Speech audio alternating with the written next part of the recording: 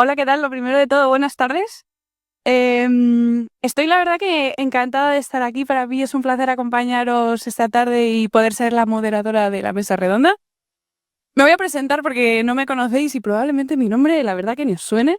Me llamo Elena Santamaría y soy HR Business Partner para España y sur de Europa en Siemens Mobility, la división de Siemens que hace todas las infraestructuras ferroviarias y los trenes. Hoy la verdad que tenemos una mesa redonda llena de gente con muchísima experiencia, entonces lo que voy a hacer ahora, os voy a ir llamando a todos uno por uno. Empezamos con Guillermo Albizuri. Guillermo Albizuri es inversor y es coach ejecutivo y de equipos. Acompaña a líderes y organizaciones a ganar claridad sobre su rumbo y a poder desplegar su potencial, apoyándose sobre todo en una mirada más honesta y profunda sobre sí mismos. Fue Managing Director en Google España, donde lideró el área de viajes, finanzas, educación y startups, trabajando con grandes clientes y con equipos de alto rendimiento. En total ha pasado más de 15 años en Google en roles de liderazgo global, regional y local, y antes además fue consultor en McKinsey tanto en Europa como en Estados Unidos. Seguimos con Michelle. Michelle Silva Paulo, profesional de recursos humanos y comunicación interna, con 8 años de experiencia fomentando la creación de equipos multiculturales y la gestión del talento en contextos de expansión internacional, transformación digital y cohesión cultural. Ha llevado proyectos de atracción, desarrollo y fidelización de talento en organizaciones globales, impulsando el crecimiento en LATAM y más recientemente en Iberia, con un enfoque muy local y trabajando con líderes regionales. Actualmente es la directora de recursos humanos de J Solar en España, que es un referente mundial en la industria fotovoltaica. Está personalmente comprometida con eliminar barreras para que el talento diverso y las empresas crezcan juntos de forma sostenible. Y por último, tenemos a José Luis Pulpón. José Luis Pulpón, ¿qué vamos a decir? Es líder empresarial con más de 20 años de experiencia internacional en transformación digital, marketing, tecnología y liderazgo comercial. Actualmente se desempeña como director general de Making Science en España, donde impulsa estrategias innovadoras que combinan creatividad, datos e inteligencia artificial para acelerar el crecimiento de grandes marcas. Antes de su rol actual, trabajó durante casi una década en Google. Así que tenemos otro ex Google, ocupando cargos ejecutivos como Country Business Director en España y director de agencias, branding y programmatic, liderando equipos en Madrid y Dublín y dejando una huella significativa en las industrias del retail, travel, telecomunicaciones y consumo básico. Así que, como veis, tenemos unas fuentes de primer nivel. Así que, ¿cómo lo vamos a hacer? Sobre todo para que sea dinámico. Voy a ir haciendo algunas preguntas a cada uno de vosotros, pero por supuesto, si alguien quiere intervenir o si quiere preguntar algo, va a ser bienvenido. Así que, nada, vamos a empezar. Guillermo, si te parece, empezamos contigo, aprovechando que tienes el poder. Venga, pues Sobre todo te digo, un gran poder conlleva una gran responsabilidad, efectivamente, así que usémoslo con mucha precaución. Vamos a ello. A ver, una fácil así, para empezar. Cuando hablamos de liderar con impacto, automáticamente solemos pensar en comités de dirección y de hecho esto es un poco el motivo por el cual estamos todos hoy aquí.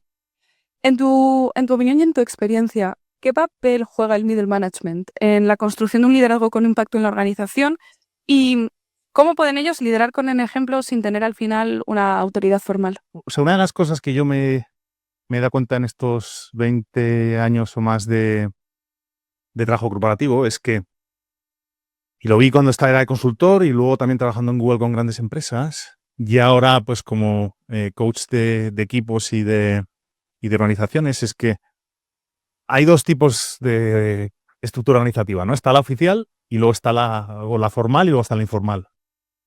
Y uno de los grandes errores es enfocarse demasiado en la estructura formal, el organigrama, y no leer pues la estructura informal de las organizaciones. Porque al final, eh, mi experiencia es que en muchos proyectos y muchas iniciativas que había que influir al más alto nivel y que había que hacer que pasaran, había gente que a lo mejor en el organigrama más formal tenía un puesto que pues más por el medio, pero el peso que tenían a la hora de conseguir las cosas pasaran, a la hora de conseguir la aprobación del comité de dirección era brutal.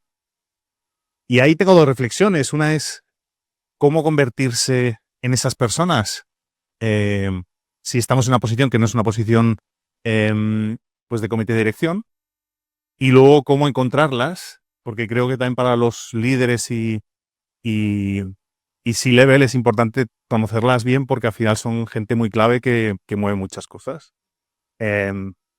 Y creo que eso yo me enfoco en la primera y yo creo que es cosas que tenían en común. Tenían una reputación espectacular. En las organizaciones eran conocidos porque era gente que hacía que las cosas pasaran. Era gente que hacía, que era capaz de movilizar muchas cosas. Hay otra parte que es que creo que vivían la cultura de la empresa y entendían los mecanismos de decisión y de hacer las cosas de manera pues al dedillo. Y luego la tercera, habían desarrollado una conexión muy buena, de manera informal o de manera simplemente con su trabajo, con gente clave en la parte de arriba. Y creo, de nuevo, es algo que para mí es algo importante porque creo que muchas veces pensamos que podemos influir mucho menos de lo que podemos influir. Y creo que es algo que es bueno tener en mente. Sí, no, desde luego. Además, por resumir con aprendizajes clave, que sobre todo he estado viendo durante el público que asentían y decían, sí, eso. La importancia sobre todo de leer la estructura informal y de entender que al final, persona que influye ya no solo es el jefe desde arriba, sino que todos en nuestro ámbito de actuación podemos ser líderes y ser motor de la transformación. Muchas gracias. Si queréis añadir algo al respecto. Desde mi punto de vista profesional, yo creo que considerando el liderazgo informal y formal también, es muy importante tener esta alineación con el propósito y con las acciones que se pueden implementar. Es decir, tener esta capacidad de aterrizar lo que está en el plan de las ideas, lo que está en las estrategias, con tu equipo, con las plantillas y en este cuento en ambientes multiculturales o diversos. Pero sobre todo, yo diría que muy importante aquí no es solo el qué, pero también el cómo, ¿no? En la influencia y más por el camino de la influencia de hacer con que las personas o los equipos tengan este sentido de pertenencia y menos por el lado de la autoridad, del miedo y de que tengo que seguir a esta persona que puede que sea un líder formal, pero no tenga esta lideranza informal que es tan importante hoy día. Entonces yo complementaría con eso y además, clave en este punto, los líderes accionan por el ejemplo también. O sea, no hay un discurso que sea tan potente que el ejemplo, que la constancia, que vivir la cultura, ser embajador de las empresas, ser embajador de la cultura. Yo creo que no hay un pacto más relevante que ese. Sí. Lo que en España conocemos, bueno, y espero que sea también una traducción más internacional, ¿no? El sentir los colores. Como sentir los colores, ¿no? Exacto, exactamente. Eso es. Living by example. Sí, totalmente. Exacto, el ser. Yo iba a coger tu testigo y es el que liderar con el ejemplo no es una opción, es la única opción. Yo me incorporé aquí a esta casa hace casi un año con un objetivo y es hacer de una compañía española algo con un footprint global. ¿Por qué pongo este ejemplo? Pues porque si realmente yo lo que quiero es convertir a una compañía que sea realmente global, que rezume cliente por los poros, si no soy el primero que cada semana en mi agenda tengo reuniones llenas de visitar a clientes, que cuando vengo hago los follow-ups, de que pregunto cada vez que hay alguien de mi equipo qué tal ha ido esa reunión con este cliente, eso no va a ocurrir. Otro ejemplo concreto, estamos en medio de una transformación brutal, la IA, que muchos de vosotros diréis, tenemos la IA hasta en el café, en el desayuno, en la comida, en la cena. Pero la IA es un cambio transformacional enorme. Si yo no soy el primero que pongo pequeños ejemplos, pequeños logros, comparto eficiencias, eso no va a caer para abajo.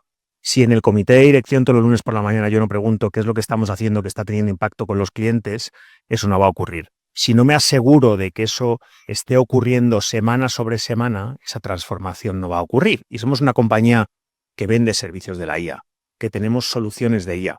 Si yo no hago que eso ocurra, pero conmigo en primera persona, eso no va a ocurrir. Y eso tiene que ocurrir a lo largo de toda la estructura. Es que por eso arrancabas la pregunta diciendo el valor de eso es middle management. Es fundamental porque es ese eslabón que hace que eso permee en toda la organización. Y todos sabemos que en una gestión del cambio, y de esto sabéis muchísimo más que yo, llegar a un 30% es relativamente fácil, de un 30 a un 50-60, pues con un poquito de ayuda de Ackerman lo vamos a conseguir, pero ahí de ese 50-60 es fundamental ese rol del manager intermedio para que realmente tenga un impacto a escala. Ujú. José Luis, mira, y ya aprovecho que tienes el micro, que has cogido el testigo, porque has dicho una frase que la tengo aquí anotada, que liderar con el ejemplo es la única opción.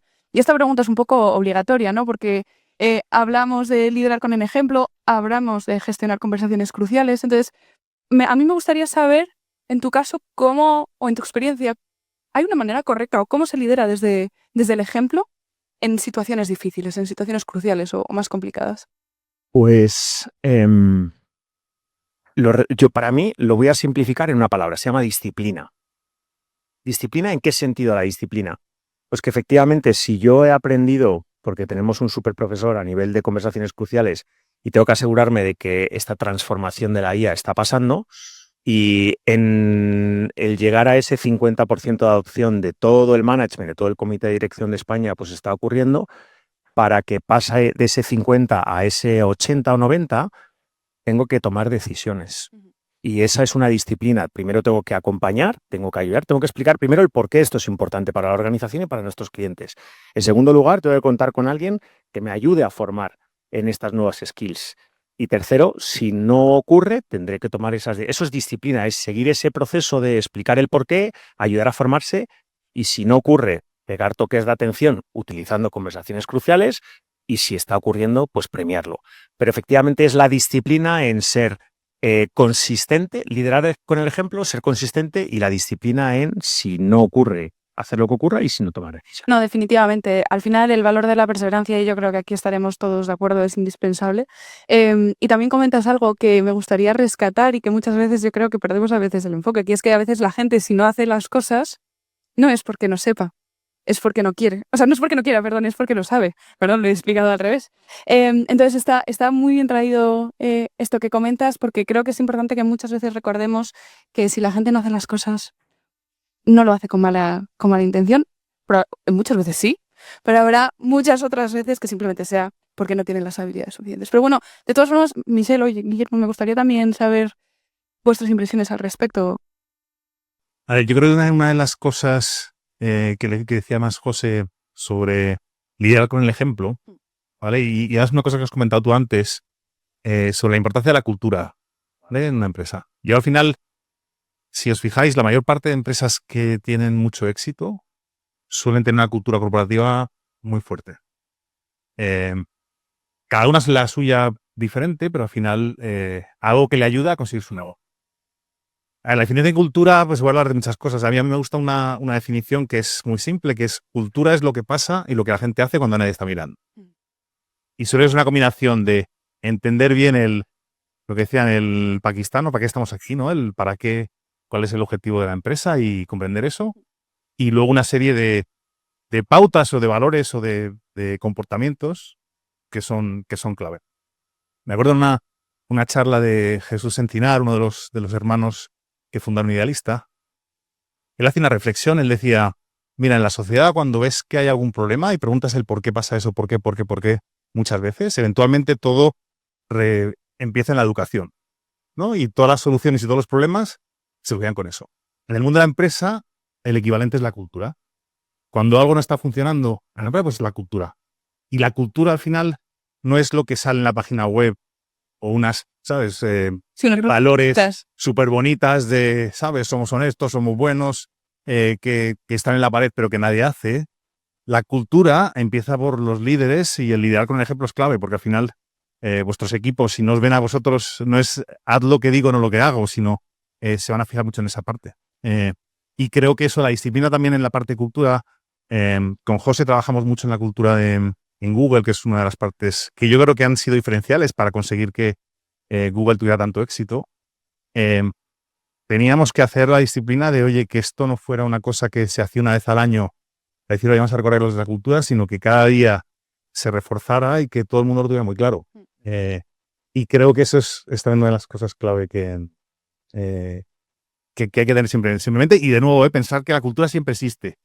Y si no habéis trabajado vosotros en la cultura de vuestra empresa, pues habrá una cultura que a lo mejor no es la que queremos. Y por eso yo creo en esa parte es una de las grandes, como la reputación a nivel individual, la cultura a nivel empresa, creo que son las dos grandes cosas que siempre hay que trabajar y mantener. No, y muchas gracias también además por traer esta reflexión, porque muchas veces, sobre todo cuando más en las altas esferas, iba a decir llegamos, pero evidentemente yo por edad y por experiencia todavía no estoy ahí, pero muchas veces es verdad que se pierde un poco más el foco de qué es lo importante, ¿no? Y aquí tenemos una oportunidad muy buena porque tenemos a Michelle, que con su experiencia además de dirección de recursos humanos seguro que nos puede dar más tips y sobre todo desde el punto de vista de recursos humanos nos puede indicar o nos puede ayudar a entender cómo conseguimos alinear esta cultura que estábamos comentando con la estrategia de la compañía, cuál es el rol también que juegan los líderes y un poco cómo se traduce al final todo esto, ¿no? Una fácil para ti, Michelle. Vale, gracias, muchas gracias, obrigada. Me gustaría primero hacer un comentario también con lo que has puesto tú, José, con respecto a algunos aspectos primordiales para los líderes, ¿no? Los líderes que quieren realmente tener impacto.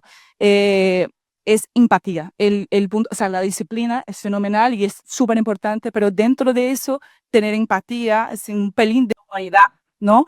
Sin perder el profesionalismo, sin perder la agilidad, porque al final estamos tratando con personas, ¿no? Aquí bajando recursos humanos, que hoy día ya no, o sea, también hay un cambio de mindset de recursos humanos desde que era una cosa más dura, ¿no? En centrar eso en los empleados, ¿no? En la plantilla. Y llevando eso a la parte de la cultura, nosotros profesionales de recursos humanos, ¿no? Y también gente que ha trabajado con desarrollo de estrategias, seguramente ya habéis escuchado alguna definición de cultura, o alguna de estas. A mí me gusta mucho esta que es, aquí es como, cultura es cómo se hacen las cosas aquí. Entonces, puedes tener una estrategia de recursos humanos fantástica alineada con la estrategia de negocio, pero finalmente cuando la vas a implementar o ejecutar y te deparas con una cultura que no cuadra, es es una batalla casi que perdida, ¿no? Es una batalla difícil de lograr, y no lo digo yo, dicen varios estudiosos del tema. Y desde recursos humanos, cómo aterrizar eso. O sea, yo creo que el gran desafío de la función de recursos humanos es ser este traductor o facilitador de estas estrategias, de esta comunicación, de este vehículo que es la cultura, es decir, un vehículo invisible entre la estrategia y las personas. Yo, al menos como profesional, y veo que también muchos líderes con quien he tenido la oportunidad de trabajar, independientemente de qué país están trabajando, en qué país están trabajando o desde donde sea, son muy centrados en esto, en entregar valor a través de este camino de bajar la estrategia a la realidad y hacer con que la gente realmente entienda el porqué, el impacto. Yo diría que eso es lo más relevante dentro de recursos humanos y para los líderes, ¿no? La parte de liderar con ejemplo, intentamos apoyar a estos líderes, no solo capacitar, pero en su proceso de construcción de habilidades, es decir, de algunos que ya tienen esta habilidad y necesitan potencializarlas, o algunos que necesitan descubrir o desarrollar estas habilidades. Entonces, recursos humanos está ahí también, la parte de conversación difícil, de las conversaciones difíciles, un feedback, especialmente con líderes que están entregando, pero nuevamente no se trata solo del qué, pero también el cómo. Es todo un reto, pero bastante interesante, la verdad. Es todo un reto, además, porque, y de nuevo, aquí me gustaría ver qué es lo que piensa la gente. Bueno, yo que soy un poco alternativa de pensamiento, básicamente, pues yo creo que me encanta lo de que la cultura es lo que la gente hace cuando no te están mirando. Eso efectivamente permea desde arriba. La labor de recursos humanos es elegir fundamentalmente a la supercapa directiva de determinada manera para que ese liderazgo, por ejemplo, vaya permeando, porque si tienes la cabeza podrida, pues mal. Es como la manzana, ¿qué tal? Si esa cabeza no se comporta, no actúa, no es consecuente, no es honesto, pues de ahí para abajo emponzoñas todo lo que es la organización y probablemente nombrará gente en su equipo que no. O sea, para mí la labor de recursos humanos es elige bien la cabeza y la cabeza seguramente va permeando, ¿no? Y así te aseguras que las capas intermedias vayan de acorde. La cultura efectivamente no va de 20.000 eventos, de esta es la cultura de la compañía. No, eso es lo que ve la gente todos los días. Totalmente. Es lo que ve todos los días. Entonces no hace falta que te hagan un evento, ya lo ves tú.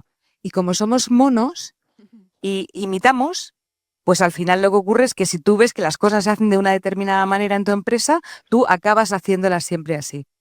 Y luego el tema de los valores, ninguna empresa te va a enseñar valores. Y por cierto, ¿cómo es posible que, tú cambias de una empresa a otra y te han cambiado los valores?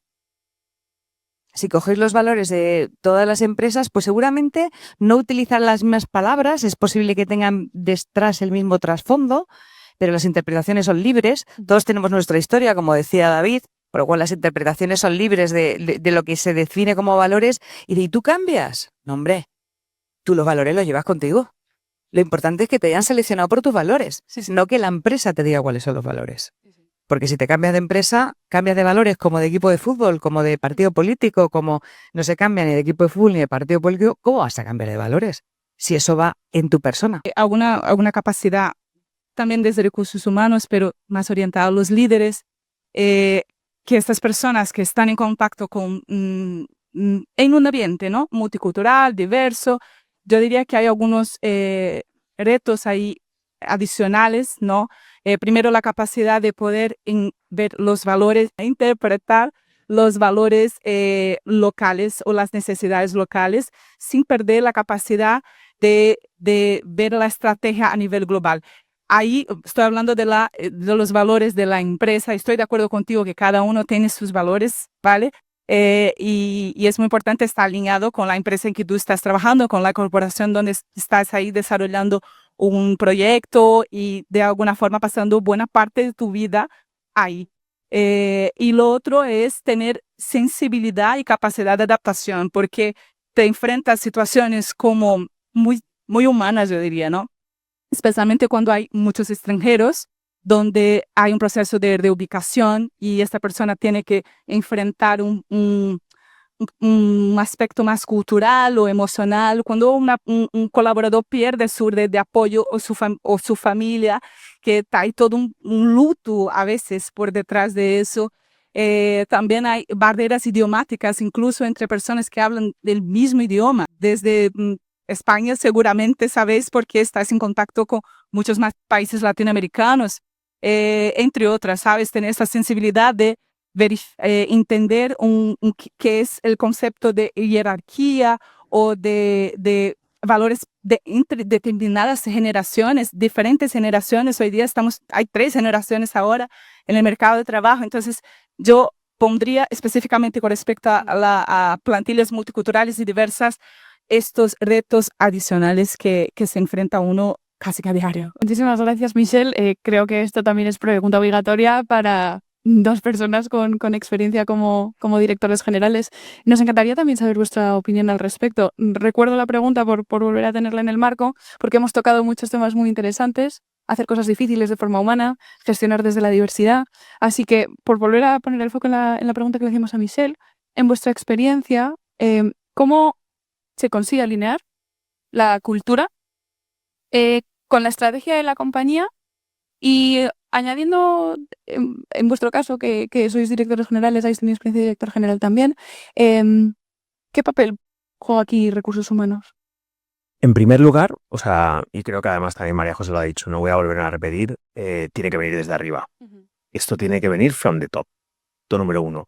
Segundo, la cultura tiene que estar alineada con el tipo de compañía. Todos conocemos que no es lo mismo una compañía coreana, con una compañía china, con una compañía americana, con una compañía francesa. Tiene que haber un alineamiento de esa cultura conforme con los... Bueno, no sé si la palabra valores es precisa, pero sí con esos atributos bajo los cuales nos tenemos que asegurar que todo el mundo entiende el conjunto de características que definen la cultura de esa compañía.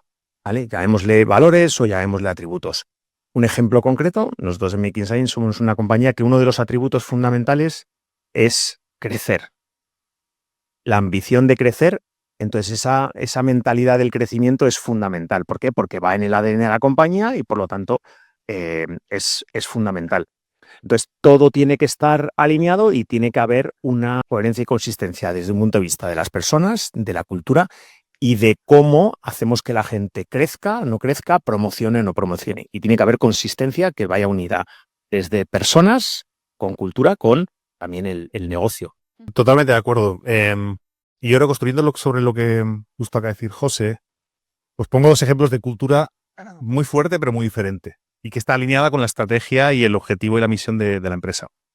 Cuando estaba en Estados Unidos trabajando de consultor, uno de los proyectos que hice fue en Arkansas con Walmart, ¿vale? Trabaja en la parte de retail y su misión vital, o sea, como ellos definen por qué, su razón de ser, ellos lo que quieren es ahorrar el máximo dinero posible a sus clientes finales. Y tal es la obsesión por esa misión que en el aparcamiento de la oficina central allí tienen un marcador estos electrónico, yo creo, del tamaño de toda esta pared, donde están contando en tiempo real todos los dólares que han ahorrado a sus clientes finales. Y como parte de eso es una cultura muy de ver de dónde ahorro, que hace que a todos los proveedores, a todo el resto, le están esquilmando a saco.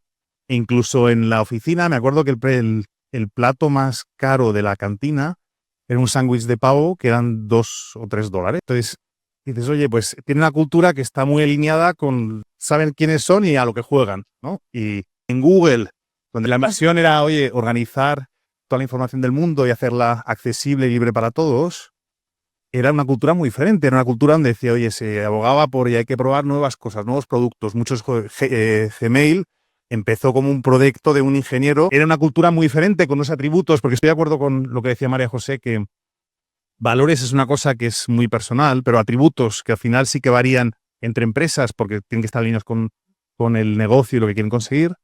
Pues al final ves cómo dos empresas con una cultura muy fuerte, negocios muy diferentes, su cultura se ha moldado a la misión que tienen. Y una última cosa además que me ha recordado antes María José, y creo que una de las reflejos de cultura en una empresa es a quién se contrata, a quién se premia, a quién se promociona y a quién se despide. Y creo que muchas veces la gente pues están diciendo, oye, nuestra cultura es esta, pero claro, si lo estás promocionando o premiando ciertos comportamientos que van en contra de lo que estás diciendo, pues eso es un problema. Ese es un reflejo. Muchísimas gracias, Guillermo. Tenemos ahora un tiempo para un par de preguntas. Entonces veo por ahí que tenemos una voluntaria.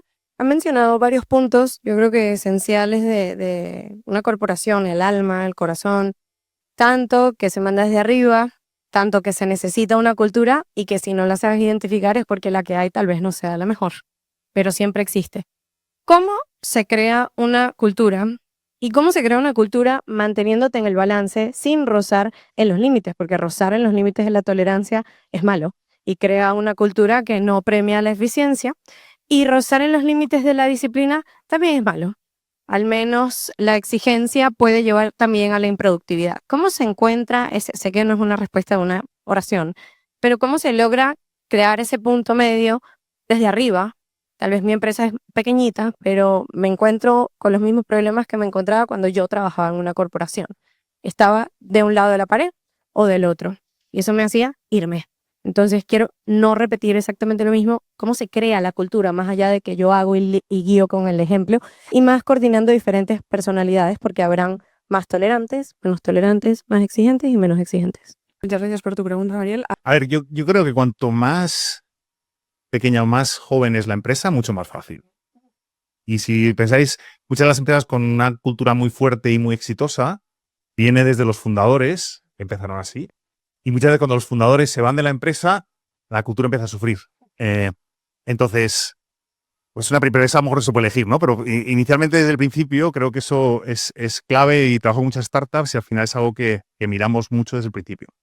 Cuando ya es una empresa más establecida, que pues te das cuenta de que la cultura que tenemos no es la que necesitamos y tenemos problemas. Lo hago mucho con ejemplos. A mí el ejemplo que más me inspira y que me ha dejado sorprendido de eso es Microsoft. Y era una cultura muy acomodada en aquella época porque venía de un monopolio natural. Entonces solo trabajaban para ver si había alguna competencia pues para intentar machacarla. Lo que ha hecho Satya con Microsoft desde que entró, que ahora se ha convertido pues, en una empresa totalmente diferente, es impresionante, una empresa tan grande y tiene un libro que se llama Reset, no sé si alguno lo habéis leído, donde cuenta un poco su historia y cómo lo ha hecho. Al final lo que hizo es un punto y aparte muy fuerte de decir, oye, hasta aquí lo que deberíamos hacer y involucró a mucha de la gente directiva, se dio cuenta también de quiénes eran las personas que iban a poder acompañar el viaje, cuáles no tenían sentido, y fue un proceso donde es una cosa que José dice mucho, que es, oye, si quieres ir rápido, ve solo, si quieres ir lejos, ve con gente. Entonces, él teniendo la idea muy clara, lo que hizo fue involucrar a la gente que iba acompañando en ese camino. Y eso, que no es fácil, porque por cada Microsoft hay 200.000 que lo han intentado, pero claro, no puedes decir, oye, como decía Ryanair, ¿no? Ryanair, no sé si habéis visto alguna vez vuelo con Ryanair. Ryanair, claro, trata a sus clientes a patadas y de repente un día dice el CEO, ahora nos importáis. Pues claro, eso es complicado, ¿no? Hacer un cambio de ese tipo. Y no es creíble ni para los empleados ni para los clientes. Entonces, no es fácil, cuando es grande y madura. Complementando un poco en línea lo de cara a lo que has comentado ahora, creo que es un tema de estrategia y no de quizá cambio de cultura, pero de evolución de cultura. Y a veces es eso, se trata de que tu estrategia, que está alineada con el negocio, es trabajar en la cultura, ¿sabes? Para poder hacer ese cambio. Yo nunca participé de un proceso de creación de una cultura desde cero, de una muy pequeña empresa, pero he visto que sí, las empresas son capaces de evolucionar, involucrando a las personas con sentido, con buena estrategia remunerativa también, que eso también incentiva desde un punto de vista de pertenecer. Y diría que es clave, porque ahí entrando un poco en la teoría, ¿no? De la parte de cultura nuevamente, hay un autor muy famoso entre los de recursos humanos que habla que la cultura desayuna la estrategia. Entonces, al final, si tú tienes una cultura que no va alineada con esa estrategia, bien, tienes un reto bastante complicado ahí por adelante. La semana pasada estuve en el offsite anual de la Fundación Creciendo y pude escuchar una ponencia del director general de Orbea, en la que explicaba que todas las compañías tienen diferentes periodos y lo estructuraron de una forma muy sencilla para poderte ahora responder a la pregunta. Y es que decían que de 0 a 50 millones ellos tuvieron un tamaño, una cultura, una tipología y perfil de profesionales, un volumen de negocio, unas operaciones de un determinado tamaño y unas determinadas características. De 100 a 200 necesitaron hacer determinados cambios. Ellos hablaban del director financiero, también hablaban del director comercial, etcétera, etcétera. De 100 a 250 millones hubo un cambio. Y en todos y cada uno de esos momentos nombraban la parte de cultura. ¿Por qué? Porque la cultura va cambiando. Yo me acuerdo perfectamente de la cultura de cuando yo entré en el año 2008 en Google a cuando salí hace prácticamente un año y no tenía absolutamente nada que ver. Entonces, adquisiciones, tamaño, crecimiento, cambio de un CEO, hay muchísimos factores que la pueden romper. Lo que efectivamente es, si realmente es un valor estratégico para la compañía, estoy completamente de acuerdo, tienes que invertir. Y tienes que invertir desde arriba, y tienes que ser muy consistente, y tienes que comunicar, y tienes que todos esos atributos que son claves dentro de tu cultura, asegurarte que permean consistentemente cada semana en la compañía. Y permean de arriba abajo, y lo premias y lo refuerzas. Un ejemplo concreto, José Antonio, que es nuestro fundador, pues es una persona que habla con absolutamente todo el mundo, y tanto para trabajar como para salir a celebrar un proyecto o una adquisición, está siempre el primero y el último, y cualquiera puede hablar con él, y su puerta siempre está abierta. Entonces, eso permea y eso se ve.